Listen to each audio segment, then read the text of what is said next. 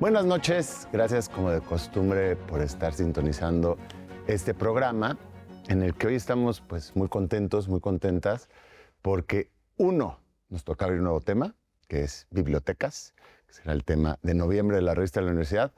2, lo vamos a hacer pues explorando una dimensión fascinante, digo yo, que son los psicodélicos, ¿no? La ciencia de los psicodélicos.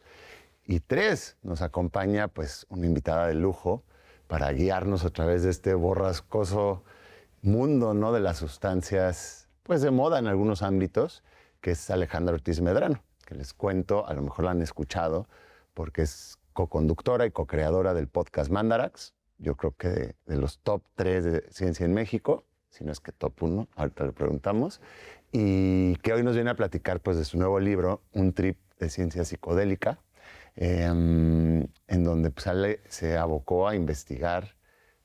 Ahora sí que te metiste al fondo del asunto, ¿no? Para arrojar, creo que un poco de luz en este territorio así de claroscuros, ¿verdad? Sí, pues es un tema que me interesa mucho en varios ámbitos, pero la ciencia de los psicodélicos se me hace fascinante en el sentido de que es medio reciente, o sea, medio reciente y no. O sea, se hizo mucha en el siglo pasado, se paró por la prohibición de los psicodélicos, incluso la científica. Todo tajante, ¿no? Tajante, décadas. sí. Bueno, sigue. O sea, la investigación que se ha hecho en este siglo es porque se han dado pocos permisos. Y eso, entonces en estos 20 años, con esos pocos permisos, las investigaciones, que bueno, cada vez hay más, arrojan mucha luz sobre cuestiones médicas, clínicas, pero también de la conciencia, de nuestro sistema nervioso, del cerebro. Claro, abre una beta.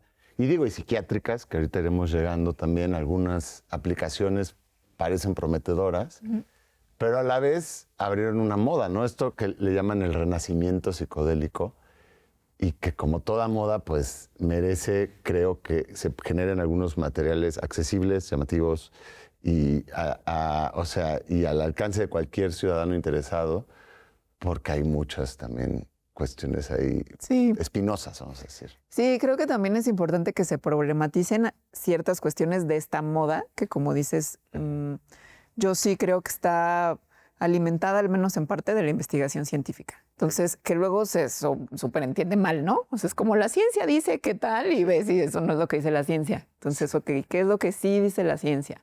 ¿Para qué sí funcionan? ¿Qué hace falta saber? ¿De verdad son malísimos como creen algunas personas? ¿Qué dice la ciencia de eso también? Entonces, sí, es como que alrededor de los psicodélicos hay o súper miedo o súper curiosidad. Y bueno, cosas en medio, ¿no? Pero entre esas dos, o sea, entre el súper miedo de si te comes unos chocongos te vas a morir y la súper curiosidad de nos va a iluminar a todos y todos hacemos ceremonias de ayahuasca mañana, pues es como ¿qué es lo que realmente se está investigando? ¿Qué es lo que realmente sabemos de eso? Claro, yo me acuerdo, ¿te acuerdas que había campañas? No sé si eran campañas, pero había estas ideas de que el LSD te cambiaba el código genético. Sí, los cromosomas. Cuando fuimos jóvenes. Bueno, a lo mejor valdría la pena para quienes están en casa, ¿qué sustancias exploran aquí, ¿no? Sí, pues hablo en general de la historia de la investigación científica de los psicodélicos, de la psilocibina, que es la sustancia activa que tienen los hongos alucinógenos, que son los hongos psilocibe, y sus potenciales terapéuticos, sobre todo para la depresión, de la ayahuasca y sus potenciales para el tratamiento de adicciones, del DMT, que es la sustancia activa de una de las plantas de la ayahuasca, pero del DMT solito y su relación con las experiencias cercanas a la muerte. Ese capítulo a mí me gustó. A mí también me gusta mucho ese. La historia del sapo psicodélico, que es el único animal que se conoce hasta ahora que tiene una sustancia psicodélica y que además es endémico del desierto de Sonora. Sí. Microdosis, que es también algo súper de moda. Y también polémico, ¿no? De alguna manera. La verdad, sí. Y el colonialismo y el extractivismo en la ciencia en general, digamos, pero en particular en la ciencia de los psicodélicos. Ok. O sea, ahí está para que se hagan una idea de este abordaje que yo felicito mucho que exista porque era necesario, creo, también desde el contexto mexicano, ¿no? Porque luego puede que haya quien te cuente esto desde un contexto en Canadá, ¿no? Que no es lo mismo. Y que tú te abocaste a entrevistar a muchas personas, ¿no? O sea, sí, a buscar. Eso estuvo bien padre del proceso. En casi todos los capítulos hay entrevistas a personas expertas y algunas usuarias, pero sobre todo científicos y científicas, eso, ¿no? Que investigan la psilocibina, la ayahuasca, el DMT, las microdosis, y que pues a través de su generosidad y sus palabras, porque la verdad sí fueron muy generosos en las entrevistas que hice, pues hay una parte muy importante de este libro y de las explicaciones científicas. Claro, claro, y que además es gente que, digo, estará luchando no porque la legalización o lo que sea, pero que están activo trabajando ya también algunas personas con esto, ¿no? O sea, en lo que pues todas son personas que están trabajando totalmente con estas sustancias de diferentes formas. Hay algunas personas que entrevisté que no están en México, porque en México la investigación está prohibida. Cierto. Hay otras personas que sí están en México y que no hacen investigación, ensayos clínicos, porque eso es lo que está prohibido, pero digamos que han estudiado en otros países y son expertas en terapias asistidas con psicodélicos. Entonces hablan, ¿no? Como de su experiencia o de la experiencia que tienen en otros países donde sí se puede hacer estas cosas. Y gente que se dedica a pensar muchísimo en el colonialismo científico. Claro. Oye, y estaba yo pensando que no estoy seguro, pero creo que aquí el protocolo que a lo mejor ya está, o si no, el que probablemente se va a aprobar pronto, es el único que está basado pues, en un fármaco que se considera por algunos psicodélico, por otros no nada más psicodélico, sino anestésico, que es la ketamina, ¿no? Creo que con eso sí se medio que puede, pero el resto está todavía así como trabado. Sí, ¿no? Pues la ketamina en realidad es legal. O sea, es un anestésico que se usa para animales humanos y no humanos. Exacto. Entonces, por eso es mucho más fácil. Pero, y sí, como que se mete a veces como si fuera psicodélico. Yo no lo metí porque actúa de una forma muy distinta en el sistema nervioso. Sí. Todos los psicodélicos clásicos, que luego les llaman, lo que son moléculas que se parecen mucho a la serotonina, que es un neurotransmisor que se pega en ciertas neuronas para que se comuniquen, los psicodélicos en unas en específico, y eso causa sus efectos. La ketamina funciona distinto. Entonces, por eso, como que lo meten con psicodélicos, porque en ciertas dosis muy altas sí produce efectos como psicodélicos, pero la forma en que los produce es distinta a como lo hace la psilocibina, el DMT, el 5-MeO-DMT, el LSD. ¿Y el MDMA?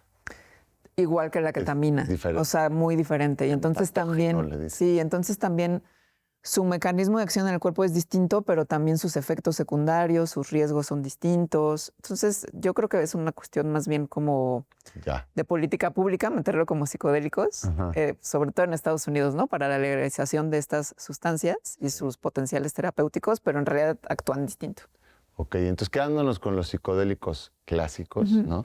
Y a lo mejor el más clásico no sé si de todos, pero al menos aquí en México, pues es los hongos alucinógenos, ¿no? La psilocibina. Y ahorita estabas mencionando, y lo exploras bien en el libro, pues parece, ¿no? Fantástico posible uso como antidepresivo, al menos en ciertos protocolos, ¿no? Sí, bueno, no nada más, sí, para lo que más se ha investigado es su potencial terapéutico para la depresión y son unos resultados así muy impresionantes. Hacen falta más estudios porque como los permisos, para hacer investigación con psicodélicos en prácticamente todo el mundo se tienen que dar permisos especiales porque en prácticamente todo el mundo son ilegales. Entonces, esos permisos no es como decir, dale a 3,000 personas psicodélicos, pues es como dale a 80. Ponlo en el periódico, ¿quién quiere probar? Sí.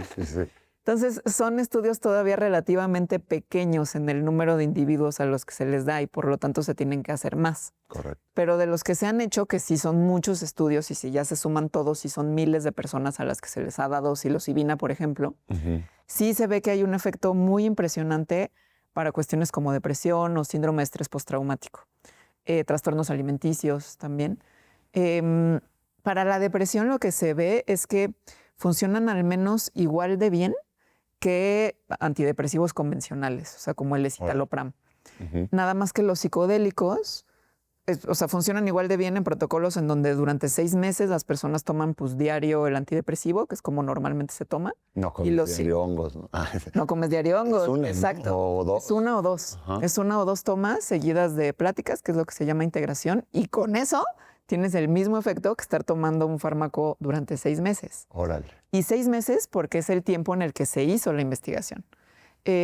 Ahorita acaba de salir hace poquito, eso ya no sale en el libro, pero siguieron como las personas a las que hace 5 años les dieron psicodélico, psilocibina, y a los 5 años siguen teniendo efectos antidepresivos. ¿En serio? Sí. Y eso además impresionante. sin tanto efecto secundario, ¿no? Que luego... Pues sin los mismos efectos secundarios que los antidepresivos convencionales. Órale. Entonces, eso, ¿no? Como, sí, todo el mundo es como, órale, se tienen que hacer más estudios, se tienen que ver más cuestiones, pero pues sí como que apuntan a que podrían ser un tratamiento efectivo, sobre todo para personas a quienes los antidepresivos convencionales no les funcionan. ¿Desarrollas tolerancia o...? Hay personas que tienen una cosa que se llama depresión resistente a fármacos, en donde no les funcionan tal cual. Y es como el 30% de las personas con depresión. O sea, no es poco. Ah, es mucho. Sí, ajá, es 1 de cada 3 personas. Entonces, y pues sí, ahí qué haces, ¿no? O sea, vivir deprimido toda tu vida. No, pues... pues ok. Ojo, que tampoco es un, digamos, milagroso, ¿no? No es un remedio milagroso, habrá que ir ajustando, pero sí, a mí, digo, me emociona que el Johns Hopkins, por decir una institución, o el Imperial College, ¿no? Estén teniendo estos protocolos. Y a la vez me preocupa que en México, que somos un país honguero, ¿no? Que por antonomasia, a lo mejor el país honguero en 5 culturas le llaman medicina a eso, a ese tipo de toma, digamos, que no es recreativa, sino intencionada, ceremonial. Y creo que se comen 53 especies, hasta donde recuerdo que leí en tu libro, y que no lo permitamos investigar. No solo, o sea, yo diría que no solo somos el país honguero, sino el país psicodélico, porque hay 50 y tantas especies de hongos psilocibe, 7 naciones indígenas que los usan. Hay el único animal psicodélico, que es el sapo de Sonora, y tenemos peyote también. Claro, mescalina, peyote. Entonces, sí hay... Y Salvia divinorum, y Asimafura, sí hay varias. Entonces, claro, quedémonos con eso porque se nos fue el primer bloque y pues ahorita regresamos a seguir hablando de la nación de los psicodélicos y del libro de Ale Ortiz Medrano. No le cambien.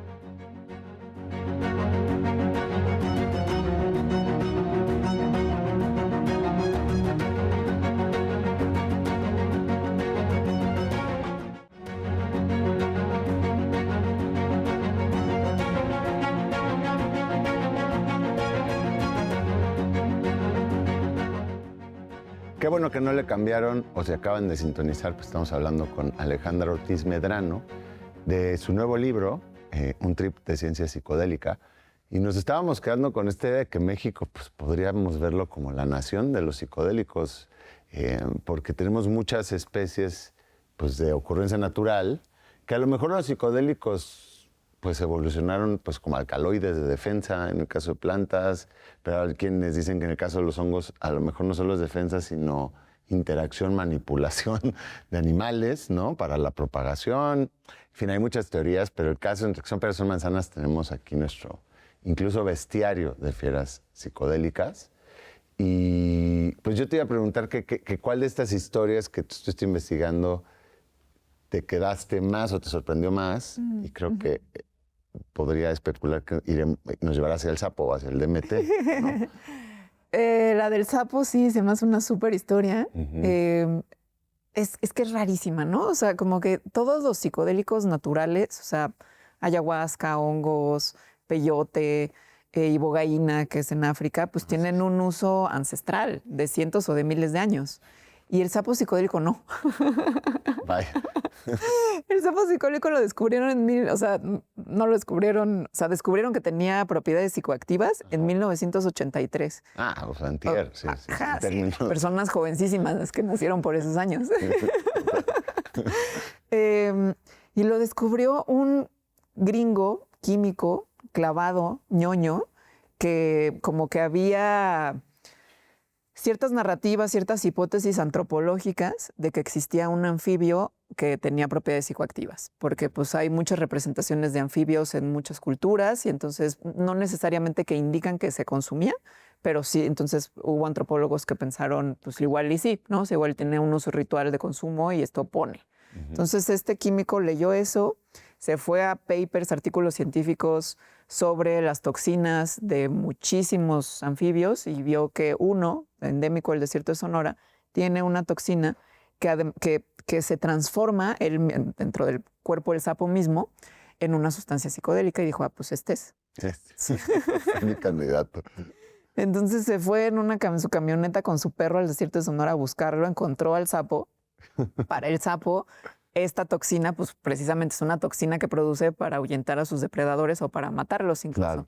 Entonces lo espantó como de, sapo, ¿no? Entonces el sapo se espantó, saca la toxina que lo saca en unas glándulas que tiene como por atrás de la cabeza, le raspa, porque es como un líquido lechoso que exuda, se lo raspa, pero claro, si lo lames o si lo ingieres, claro, es una toxina para matar depredadores. Sí. Entonces lo embarró en el vidrio, en el parabrisas de la camioneta, esperó a que se secara, se vuelve como una forma de cristales, esos los quema y se los fuma, y tiene la primera experiencia psicodélica, pues hasta donde sabemos, con el 5-MeO-DMT, que es esta sustancia activa que tiene el sapo y que es potentísima.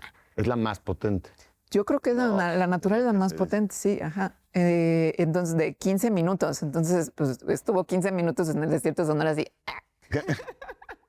Qué improbable es todo esto. O sea, es casi más delirante que la sustancia. Es súper delirante la historia. O sea, es como cómo se le ocurrieron todos esos pasos a este gringo que además después fue y escribió el sapo, la sustancia, cómo hacerlo, bajo un seudónimo. O sea, ni siquiera es que hubiera querido ser famoso. Ya. Y se quedó en el anonimato pues durante más de 30 años, hasta que se hizo un documental en el que se buscaba quién había hecho esto, y salió lo que resultó ser un farsante diciendo fui yo, y cuando vio el documental, el real, dijo no, era yo.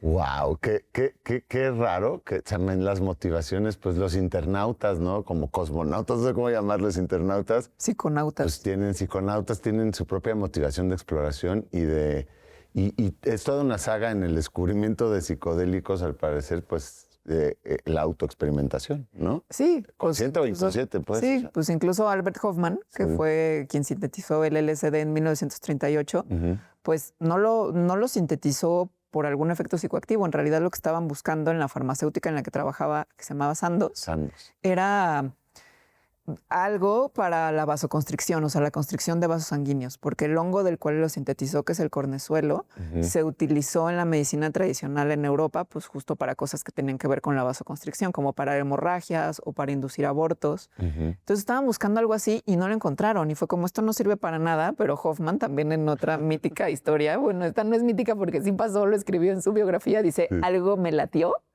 que lo guardé, o sea, no lo tiré, lo guardé ahí. Y 5 años después también algo le latió, así 5 años después. 5 años después, que lo volvió a sintetizar y en el momento de estarlo haciendo, por accidente, lo absorbió por las manos. Poquito, porque pues se absorbe poquito por las manos, pero ese poquito muy potente también. Tuvo un efecto pues psicodélico. En ese momento ni siquiera existía la palabra psicodélico. El famoso viaje en bicicleta, ¿no? Además. Ese fue 3 días después. Ese ya fue. Porque dijo, aquí pasó algo, fue poquito, ahora vamos a probar bien. Pero no sabía cuánto probar. Lo que probó fue una dosis muy alta, o sea, más alta que un cuadrito de LSD. Ajá, sí, mucho más, o sea, como el doble. Entonces, absoluto, sí. Ajá. Ese es el famoso viaje en bicicleta, que en realidad se fue a su casa así de, esto se está poniendo muy intenso.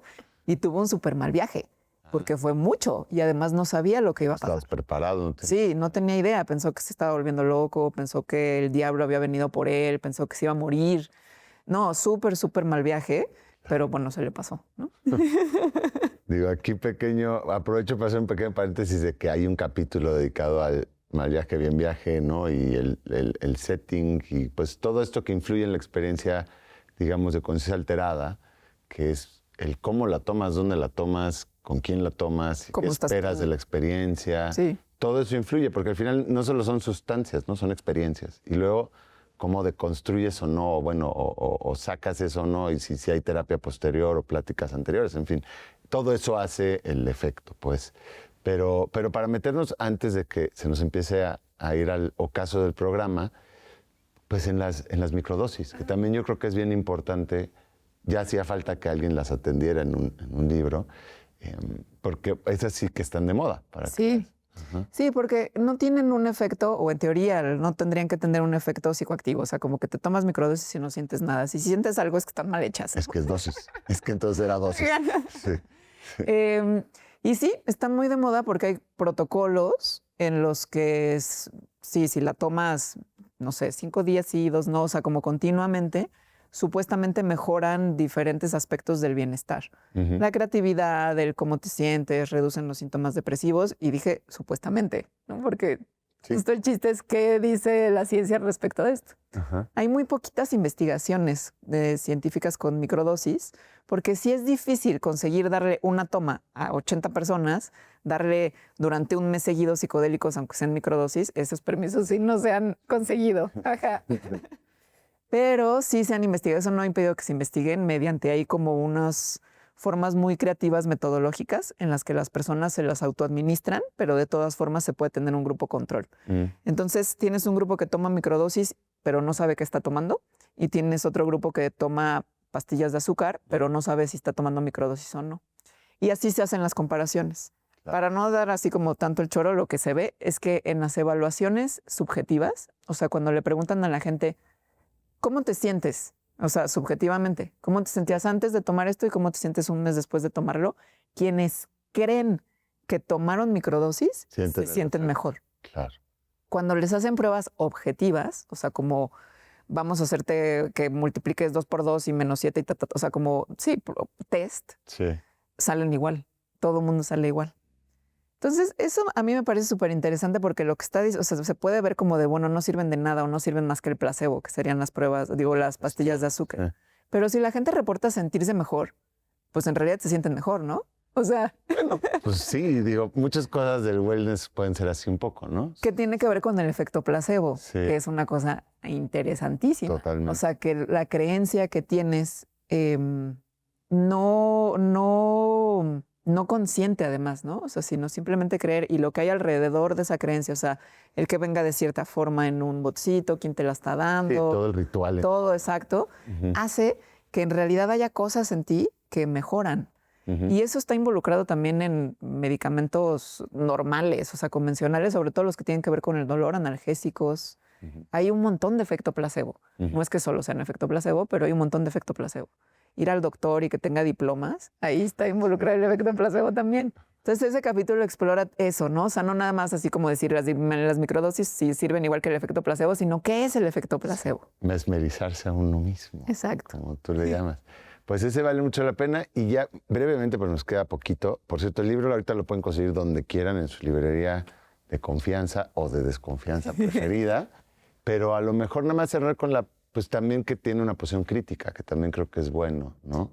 Sí, creo que justo como con esta moda que yo veo cada vez más grande que hay por los psicodélicos, se invisibiliza, bueno, la moda y también todos los potenciales terapéuticos que puede tener, ¿no? Se invisibiliza que hay muchas cuestiones problemáticas que no tienen que ver con la salud individual, sino con los impactos negativos que esta moda está teniendo en las naciones indígenas que han usado psicodélicos durante siglos o milenios y en los ecosistemas, porque los psicodélicos vienen la mayoría de especies que viven en ecosistemas y que tienen una relación muy cercana con las culturas que habitan en esos mismos ecosistemas. Entonces, con el peyote creo que es el ejemplo más claro, en donde pues hay poblaciones de peyote, o sea, más bien lugares en México donde ya no hay peyote y antes había. El extractivismo total. Exacto. Pero además, ¿cómo la ciencia influye en esto? Porque muchas veces se habla pues nada más como de la gente que va y quiere consumir, que pues claro que es problemático, pero casi nunca se problematiza cómo la ciencia impacta también ahí. ¿Qué relación, que además pues la ciencia desde el inicio de sus tiempos ha tenido una relación colonialista por su historia, simplemente, con otros tipos de saberes? Entonces, en la ciencia de los psicodélicos, esto cómo está ocurriendo y cómo podría tal vez ocurrir distinto. Que vale mucho la pena también incluirlo. Entonces, bueno, pues muchas gracias, Ale. Gracias a ti. Está yendo el tiempo, pero bueno, ahí está. También lo pueden buscar como audiolibro. También está esa posibilidad, ¿no? Sí. Está en Everand, leído por Ale. Con las voces de las personas. Con las voces de las entrevistas, que eso está interesante, estos audiolibros que son pues como entre podcast, audiolibro, o sea, es otra experiencia, vaya. Y pues nada, esto dialoga con, obviamente, el número de bibliotecas, es nuestra pequeña guía a la Biblioteca de Ciencia Psicodélica. Y pues nos vemos aquí próxima semana, misma hora, mismo canal, para otra onda de bibliotecas.